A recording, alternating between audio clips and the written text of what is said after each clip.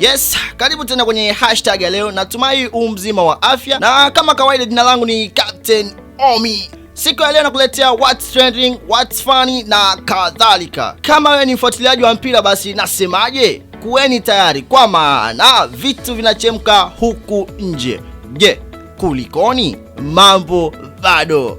Msanii wa Kenya Willy Paul asherekea wimbo wake mpya Bingiri, wimbo aliokuwa amemshirikisha msanii wa Kongo Inos B. Ngoma hii imeweza kufikisha zaidi ya watazamaji milioni 1 kwa mtandao wa YouTube. Ngoma ya Bingiri iliweza kufikisha zaidi ya watazamaji milioni 1 ndani ya siku 4 tu. Hivyo basi tunasema congratulations bwana mkunaji. Hii ni kazi nzuri, na siku zote kizuri lazima kipewe sifa, kwani mcheza kwao hutuzwa.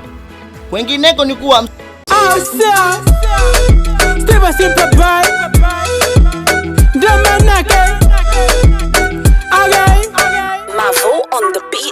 kwa msanii maarufu wa Kenya Steven Otieno Adera anayejulikana kwa jina la Steve Superboy ama unaweza kumuita au sio, ameweza kutangaza rasmi kuwa atagombea kiti cha mwakilishi wa wadi MCA katika uchaguzi mkuu wa mwaka wa 2027 katika eneo bunge la Kibera. Sasa hivi, je, unahisi msanii Steve Superboy atashinda kwenye uchaguzi ujao?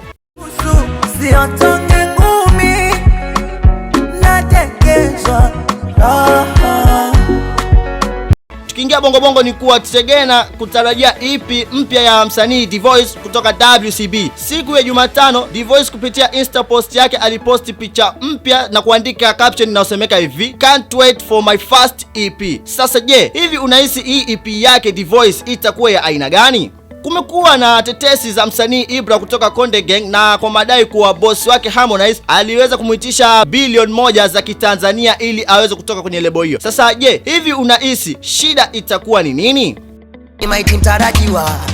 Dunia inatisha wakati unapambana kusali. Tukiingia Marekani, +1 ni kuwa kampuni ya Rockstar imetoa trailer mpya ya GTA 6 na kuwataarifu mashabiki zake kuwa mchezo huo utatoka rasmi mwezi wa 5 tarehe 26 mwaka wa 2026. Maandhari yanaonekana kuvutia sana, yakionyesha kiwango cha juu cha mchezo huu wa GTA Auto V6, na kama utakuwa umeshawahi kucheza mchezo huu wa GTA yani Grand Theft, basi utajua na maanisha nini. Ila tunasema wacha tuone, je, huu mchezo utakuwa wa aina gani?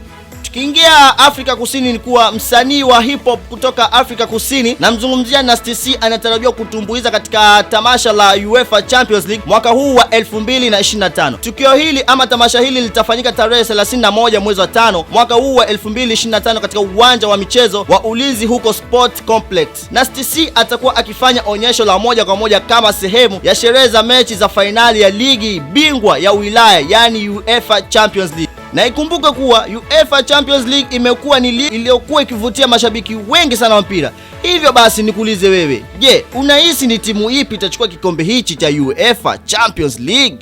Niseme tu shukrani sana kwa kuweza kusikiliza hashtag leo. Jina langu ni Captain Omi, mpaka next Friday. I'm out.